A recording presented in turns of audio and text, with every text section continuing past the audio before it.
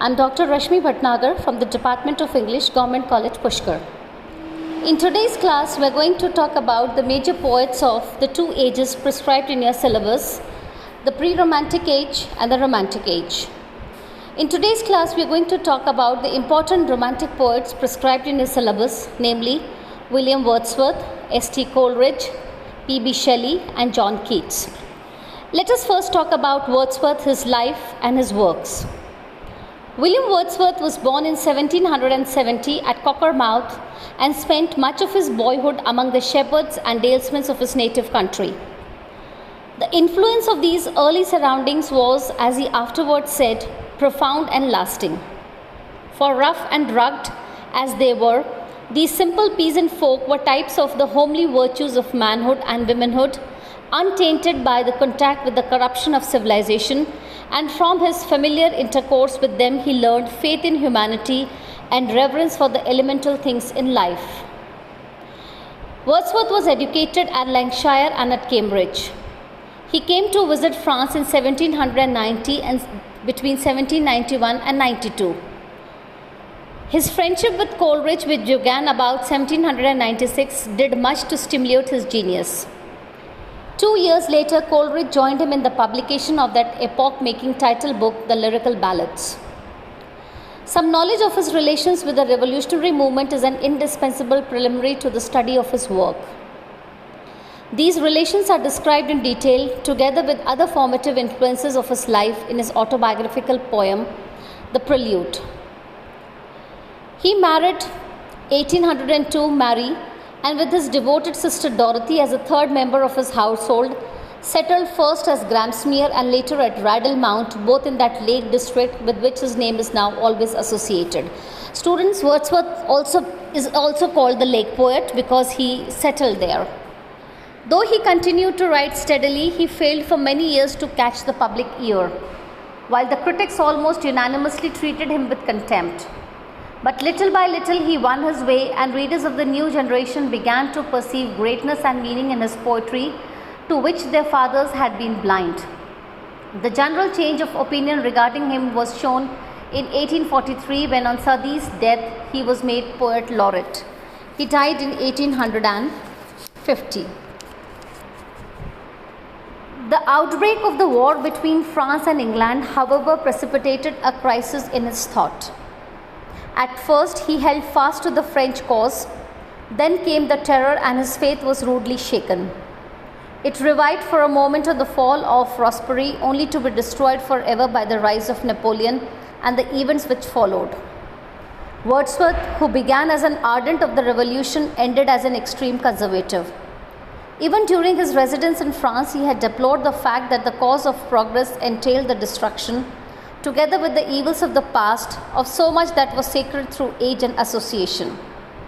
Yet, despite the apparently complete collapse of all his revolutionary ideals, Wordsworth's works remained at the end a part of the great general democratic movement of his time. We shall understand this on turning to his theory of poetry. The famous work that Wordsworth wrote along with Coleridge, The Lyrical Ballads, explains his theory about poetry. The second poet that we take is Wordsworth's friend S.T. Coleridge, Samuel Taylor Coleridge. S.T. Coleridge was a boy at Christ Hospital when the Bastille fell. The revolution instantly appealed to him, and he welcomed it in some youthful verses. He carried his enthusiasm with him to Cambridge, where, however, he suffered from ill health and anxiety about deaths. In 1794, he met Robert Southey, and with a few other congenial spirits, the two young men entered into a scheme with Coleridge Christian Patisserie for the establishment of an ideal society on the banks of the river in America.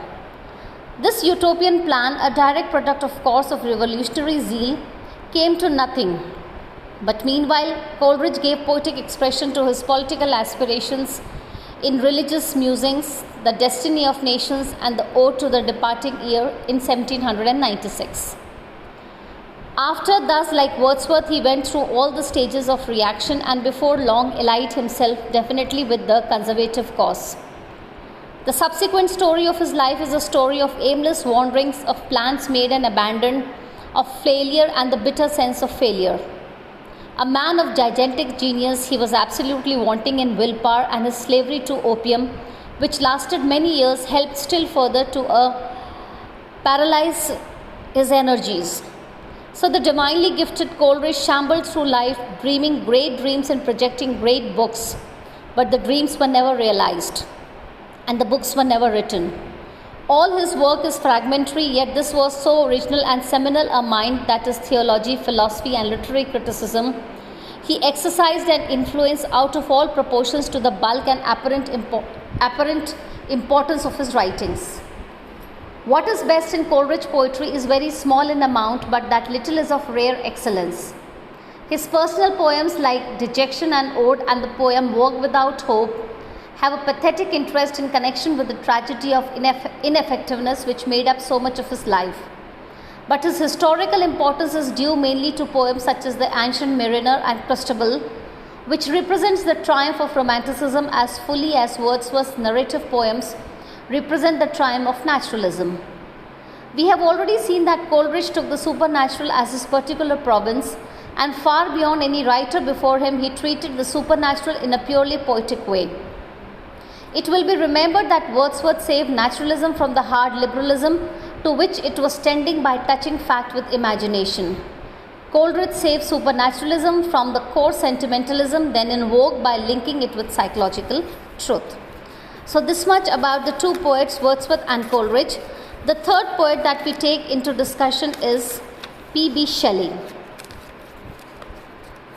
P.B. Shelley, Percy Bysshe Shelley, on the contrary, is a revolutionary idealist and our one poetic prophet of faith and hope in a world which for the moment had lost both.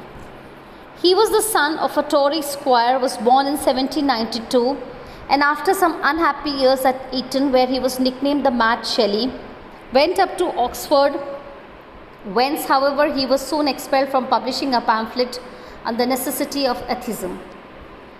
In the body of Shelley's writing, two poems stand outside any general classification that can be made. One is Adonis, a splendid elegy on the death of Keats. The other, the Cenci, a romantic drama on a subject really too horrible for treatment, which nonetheless rhymes in places to a height of tragic intensity, which we can parallel only by going back to some of the greatest things of the Elizabethan stage. Apart from these, his poems fall into two divisions. There are, in fact, first place his personal poems. Shelley's genius was essentially lyrical, and his moods, impressions, thoughts and emotions embodied themselves naturally in verse. As a lyric poet, he ranks with our greatest, and no praise would be excessive for the ecstasy of feeling, the lightness and grace, the felicity of phrases and the verbal magic of such poems, for example, as the Skylark, the Cloud, the Sensitive Plant, the Ode to the West Wind and a Lament. In the second place, there are impersonal poems. Dreamer of dreams as he was, Shelley yet conceived it to be the part of his poetic mission to become the inspirer and guide of man. He had, as he confessed, a passion for reforming the world, and this passion blazes out again and again in his poetry, in flames that are now fiercely lucid and now matchlessly pure. As he explained in the preface to The Revolt of Islam, he believed that the reaction which had followed the revolution, though inevitable with those who did not look beneath the surface of things, would prove to be a temporary reaction only. Already he thought the gloom and misanthropy which it had bred were passing away, and thus, despite the surrounding darkness, he held that the dawn of a new day was at hand. Such was the fate to which he clung steadily through all the doubts and disappointments of his time. Such was the faith by which all humanitarian poems were inspired. So this much so about Shelley. So in this class, we have taken up the three romantic poets, William Wordsworth, S.T. Coleridge and P.B. Shelley. In tomorrow's class, we are going to talk about John Keats, who's a romantic poet, and the other poets of the pre-romantic age, that is James Thomson, Thomas Gray and William Collins. So this much for the class, students. Thank you.